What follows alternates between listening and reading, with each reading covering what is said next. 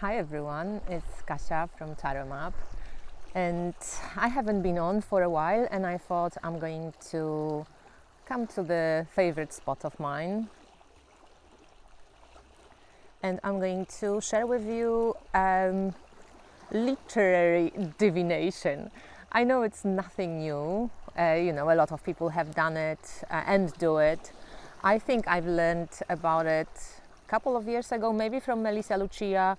That's the first person that comes to mind, because we used to do this at Deep Play Divination.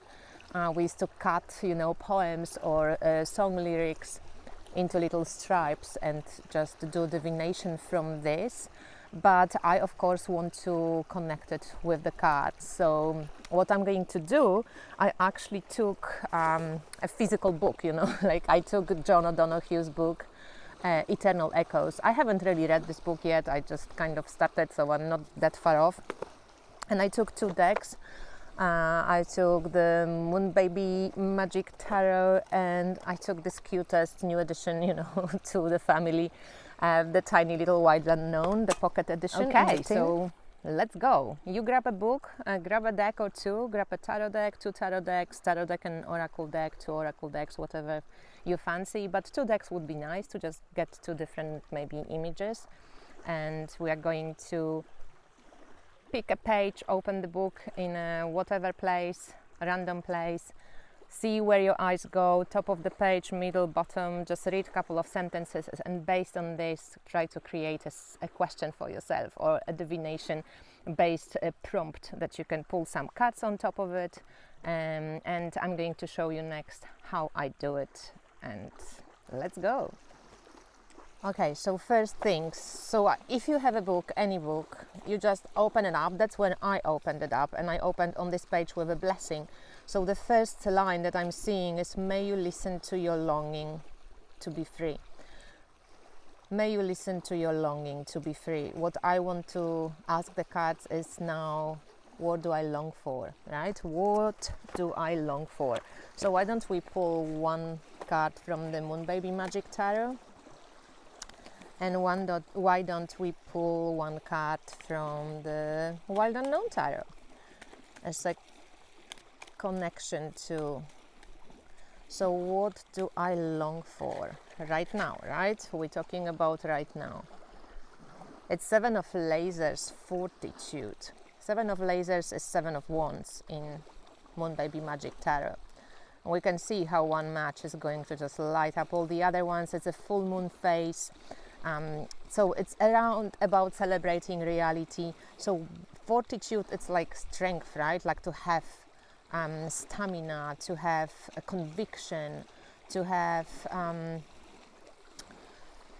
strength to go through with what has already started, right? When I look at this particular image, I can see that there is like fire, there's a rose on fire under like this little kind of, looks like a stove. And the one fire, like one of the matches is already lit up. Most probably it's going to light up all the other ones. So something had started.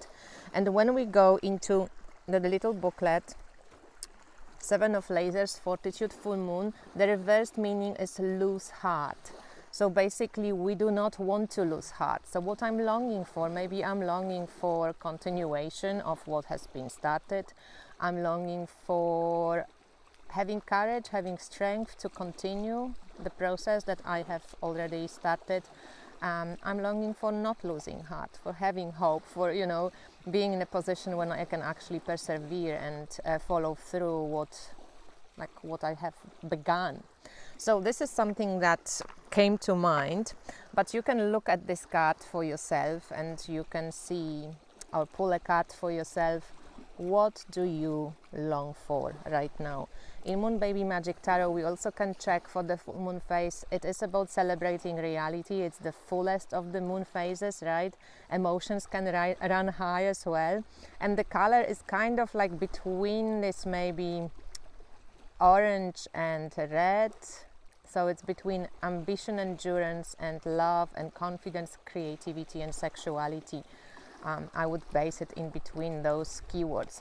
And I love this deck for this different approaches to to the cards. And now I'm just going to pull out the tiny little Wild Unknown tarot. So what do I long for? And we have Father of Cups. So it's fire and water elements, right? And I guess because it's a King of Cups, a Father of Cups, it's a beautiful swan. I like the associations with the divine feminine. I like the associations with the hearth and like being at home, having like my own fire, you know, and a heart, the rose protected. Father of Cups always to me speaks about emotional maturity, right? And about this kind of ability to understand emotions and use emotions to steer you into the right direction, into the direction that you want to go, and maybe in some way not maybe control emotions, but be aware of what emotional traps or what emotional issues are coming up for us when we're trying to stay in the process, I should better say. I like the association of this like cup here and the full moon on top of the cards. It's kind of like quite nice. I think emotions in general and being aware of emotions is quite important. The opposition of water and fire could be also quite combustible, and you know, emotions can run high at times, like with the full moon phase. And I guess it's also learning how to just understand, you know, the sequence of things, and when the things start, like there's a certain timing to things, and I cannot jump over certain things, you know. So there's something about maturity in general with this combination, I think. So this is something I'm longing for. But when I feel like when I said longing and I see Father of Cups, I think there is also this emotional stability in some way, you know. Emotional, like a place where I can actually stop maybe moving so much, when I can feel at home, feel at peace with what has been created.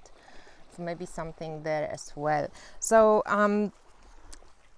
another page, let's see. I'm always starting from this: know your life from the inside. The deeper ground of individuality is to be sought in the originality of the divine imagination, manifest in the relish of beginnings. Oh, so what do I begin, or what do I relish to begin in my divine imagination? So you can see what I'm like playing off. I'm just finding a sentence or two and trying to make a question based on the words that I keep getting as the, you know, literally word divination from the book. So you can use, as I said, any book. You can use poems, you can use songs. So what in my divine imagination do I long to begin? So here we have reversed Ace of Caves. Caves is pentacles in this deck. So treasure is the keyword for the regular position, and when we look at the booklet, and loss is the reversed position. So what do I long to begin?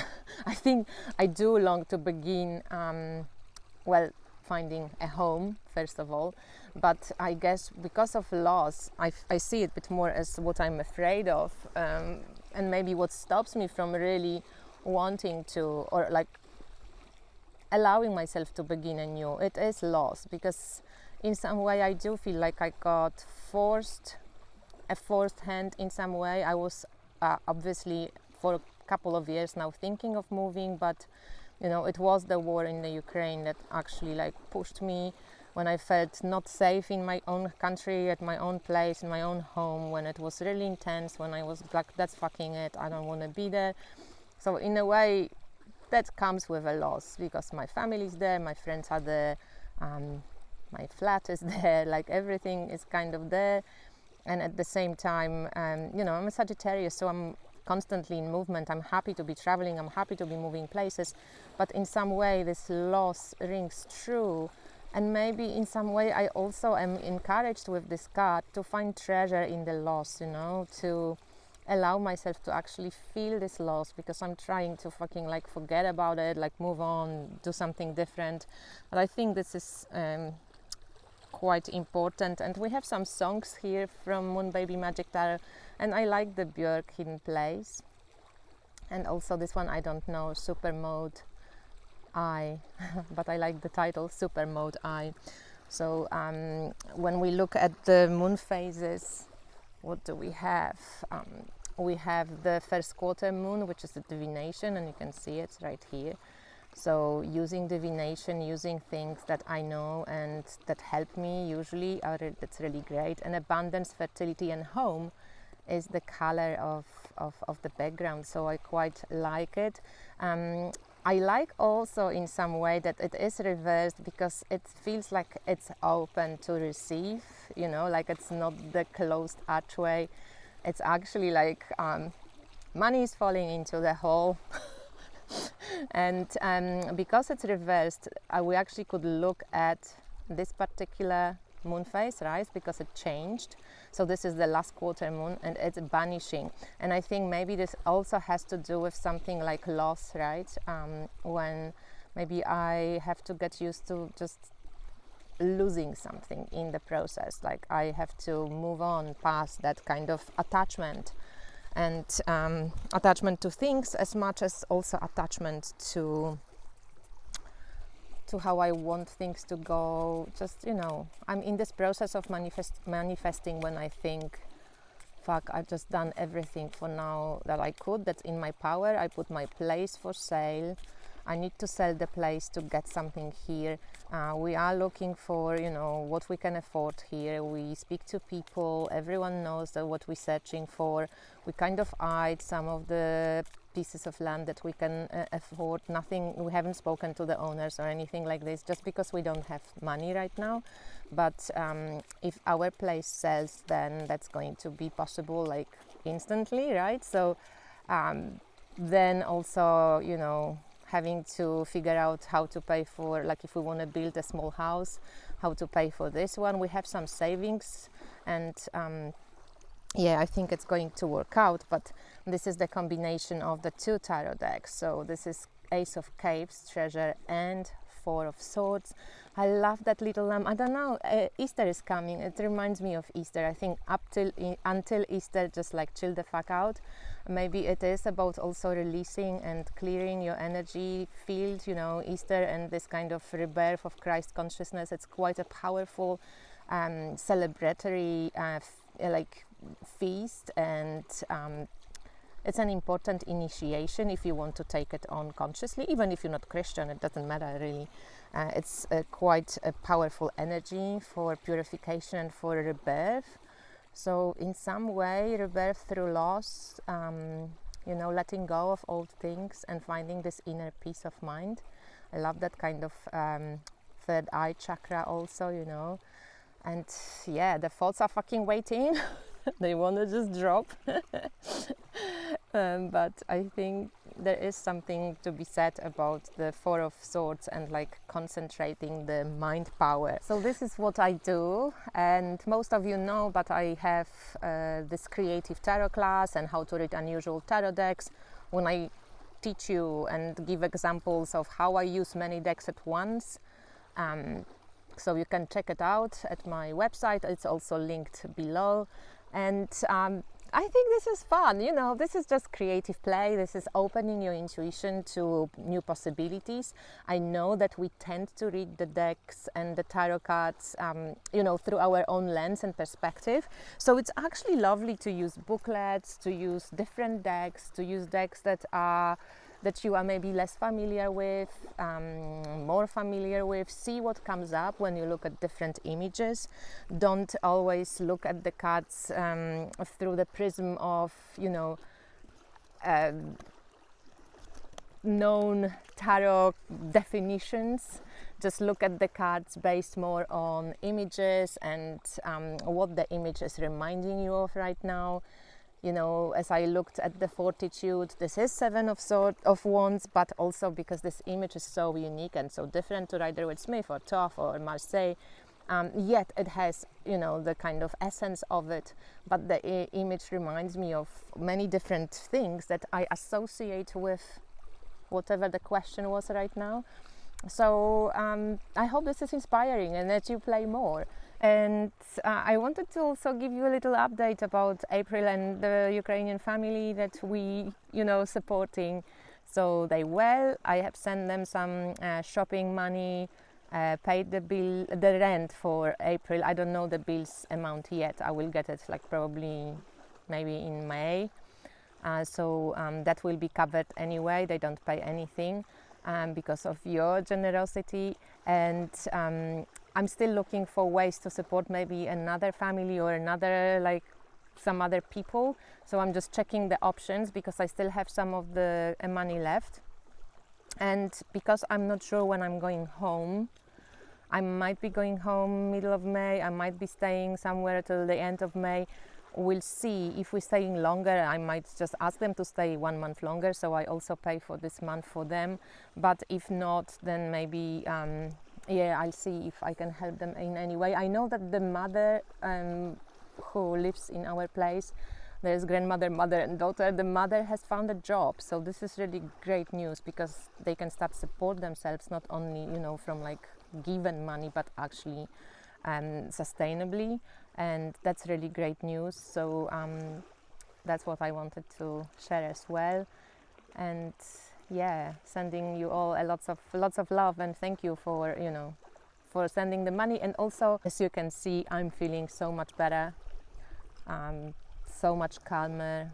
I still cannot believe how grateful I am that I don't have to be in Poland right now. I'm just like so grateful. I have met some new people here. I'm looking for some, you know, connections, some friends in real life, not just online. And it was fortunate that I do know some people. I've known some people here already, and I slowly start meeting new people, some wonderful women, and I think it's going to be good. So fingers crossed for all my plans to come true. Finding the land, building a little place, and moving away from Poland, that would be for now my priority. But anyway, thank you for watching, and I speak to you soon. Bye.